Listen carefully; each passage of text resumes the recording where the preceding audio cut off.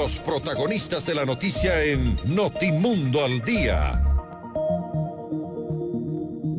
Censo de venezolanos en Ecuador es el tema que enseguida entramos a tratarlo con el abogado René de Sola, embajador de Venezuela designado por el presidente interino Juan Guaidó. Abogado, buenos días, gracias por acompañarnos. Buenos días, mucho gusto estar aquí esta mañana. Bueno, queremos conocer a través de usted cómo avanza el censo que realiza el gobierno del presidente Lenín Moreno. Bueno, el censo primero es parte del decreto 826 que permite a los venezolanos obtener una visa de excepción migratoria en el Ecuador, y el censo es la primera etapa para lograr esta visa. El censo adicionalmente es la metodología utilizada para saber en realidad cuántos venezolanos están aquí haciendo vida en el Ecuador, y adicionalmente le va a permitir tanto al gobierno nacional, organizaciones internacionales y países cooperantes ver cómo se puede ayudar de mejor manera a estos venezolanos que hacen vida aquí en el Ecuador. Abogado, sabemos que el registro está dividido en dos fases. ¿Podría explicarnos cuáles son estas? Sí, bueno, la primera etapa consiste en censarse. Luego que usted se censa, tiene que ir a una entrevista donde pone sus datos, sus huellas dactilares, le hacen ciertas preguntas, y luego que usted haya cumplido con esa etapa, viene una segunda etapa, que es la de subir los documentos en el consulado virtual, en el cual usted accede a la visa de excepción migratoria. ¿Ya se están entregando estas visas? Sí, a partir de este lunes comenzó el proceso aquí en Ecuador de la tramitación de las visas. Todavía está comenzando la semana, todavía no tenemos cifras reales sobre cuántas visas se han emitido, porque hoy deberían emitirse las primeras, porque uno sube al consulado virtual la documentación, es verificada por el Viceministerio de Movilidad Humana, y luego eso se emite en 48 horas estas visas virtuales. ¿Usted conoce cuántos ciudadanos venezolanos se encuentran actualmente en nuestro país y cuántos de ellos deben legalizar su estatus en Ecuador? Bueno, es una pregunta complicada porque que hayan pasado por la frontera y que hacen vida en el Ecuador, según las cifras de ACNUR y el Ministerio de Relaciones Exteriores, han entrado alrededor de 350.000 venezolanos aproximadamente.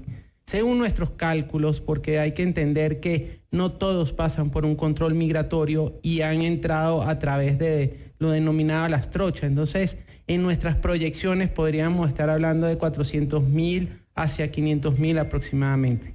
¿Cómo tomó el presidente Guaidó el anuncio del gobierno ecuatoriano de realizar un censo a todos los ciudadanos venezolanos? Bueno, eso es una decisión soberana de cada país. Cada país tiene derecho a tener una migración ordenada, y por lo tanto nosotros no objetamos eso, más bien lo aplaudimos, porque de esa manera todos vamos a poder hacer un mejor trabajo para nuestros compatriotas en las medidas que se puedan tomar desde el punto de vista social. Ahora, hay que tener claro algo. Luego del censo, quienes no hayan realizado este proceso, este trámite, y no tengan una visa que les permita continuar en nuestro país, van a ser deportados. Bueno, eso no es cierto, porque la ley de movilidad humana no permite la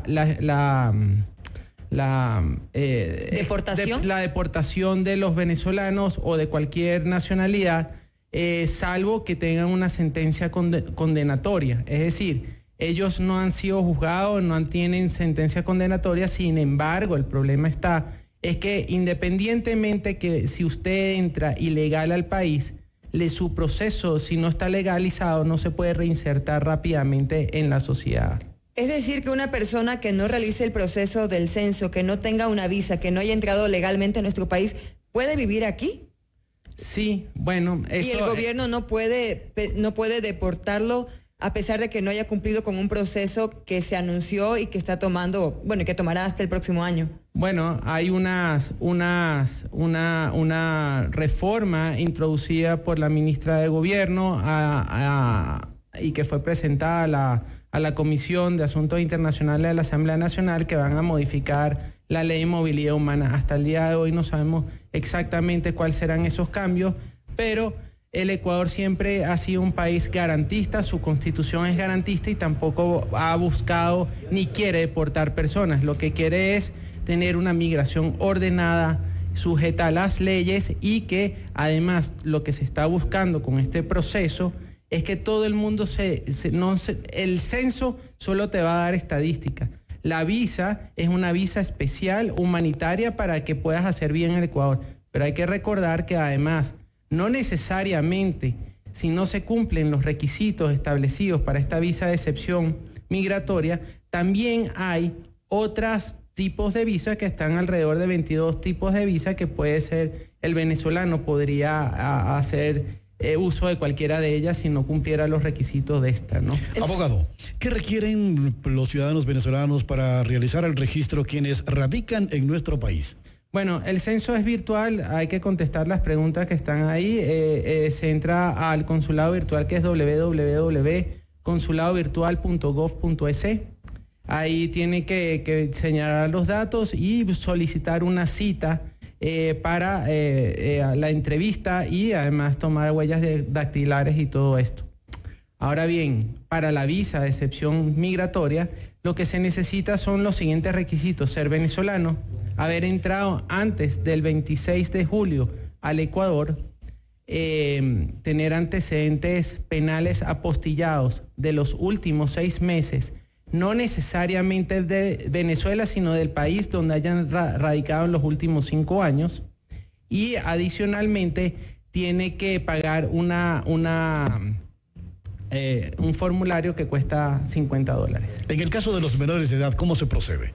Los menores de edad, ha habido un avance importante. Niños, niñas y adolescentes pueden acceder a la visa sin la identificación de tener el pasaporte vigente o caduco a través de las partidas de nacimiento, y necesariamente tiene que ser presentada esa visa con a través de su padre, de quien ostente la patria potestad.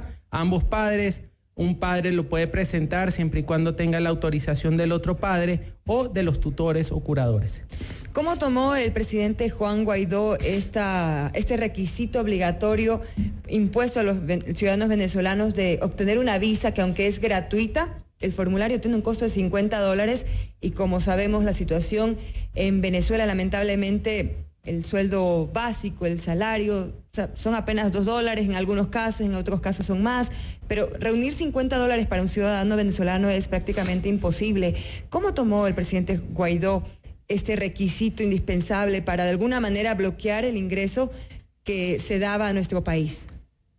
Bueno, la visa es gratuita, lo que cuesta es la tasa arancelaria consular, que son los $50.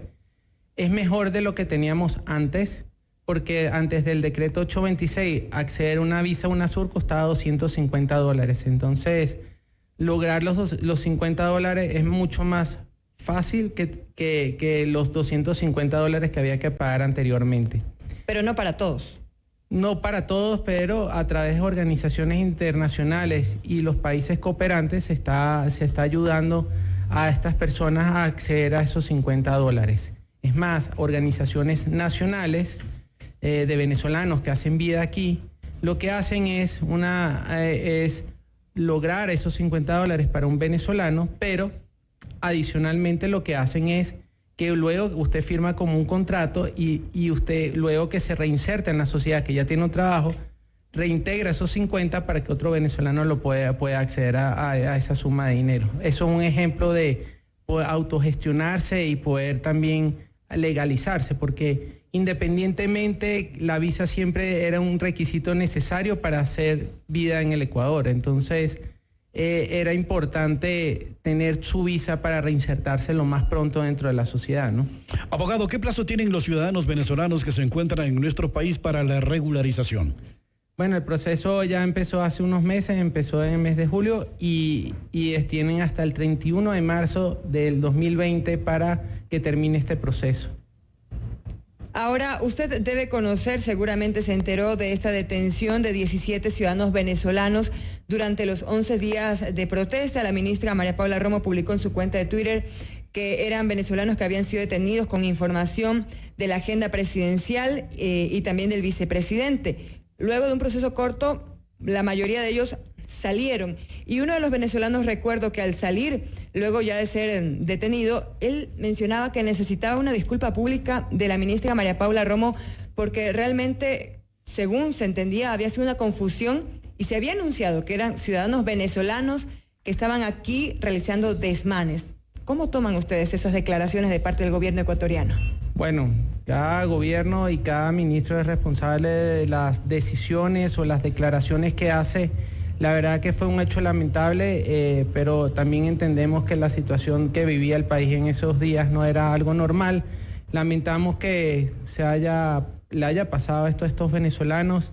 Eso quiero dejar claro que esas cosas pasan, lamentablemente, pero sin embargo, yo quiero decir que la mayoría de los venezolanos que estamos aquí para hacer cosas buenas, para trabajar por el Ecuador, para desarrollarlo, y si esas cosas pasan, bueno, lo ideal es que no sucediera nuevamente eso. La justicia se hizo justicia, esos venezolanos están libres y bueno, cosas que ojalá que no volvieran a suceder. Pero ¿no aumentan estas declaraciones la xenofobia que ya existen en algunos sectores del país al mencionar en varias cadenas nacionales que era Nicolás Maduro quien estaba detrás de ese intento de golpe de Estado y que había venezolanos en nuestro país intentando o generando desmanes, porque esa fue la acusación que dio el presidente Lenín Moreno en contra de los ciudadanos venezolanos? Esa es una declaración muy fuerte que, por supuesto, para muchos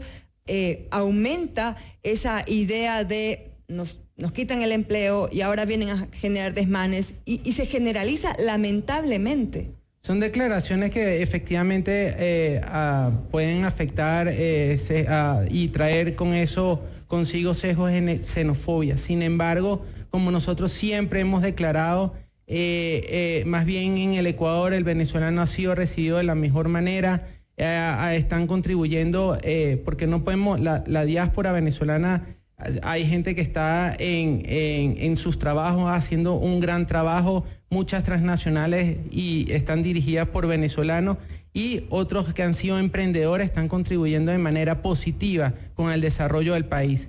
Entonces, por esos pequeños situaciones, todo esto, no podemos decir que Ecuador es un país xenofóbico o que hay xenofobia contra los venezolanos. Más bien, en nuestra experiencia tenemos más casos positivos de venezolanos haciendo cosas correctas, empresarios buscando venezolanos para que trabajen, y en conjunto creo que podemos crear una sociedad importante, porque Venezuela siempre fue un país que aceptó la migración. Tan es así que la misma cantidad de venezolanos que hay aquí hoy haciendo vida en el Ecuador, también el Ecuador tiene una población importante en Venezuela. Claro, también nos abrieron las puertas, es verdad. ¿Cree usted que el presidente Nicolás Maduro estaba detrás de este intento de golpe de Estado, como lo mencionó el presidente Moreno en varias ocasiones? Bueno, de acuerdo a las informaciones que han recibido y que han sido reseñadas en los medios internacionales, efectivamente, al parecer sí estuvo el régimen detrás de todo esto, pero no creo que solo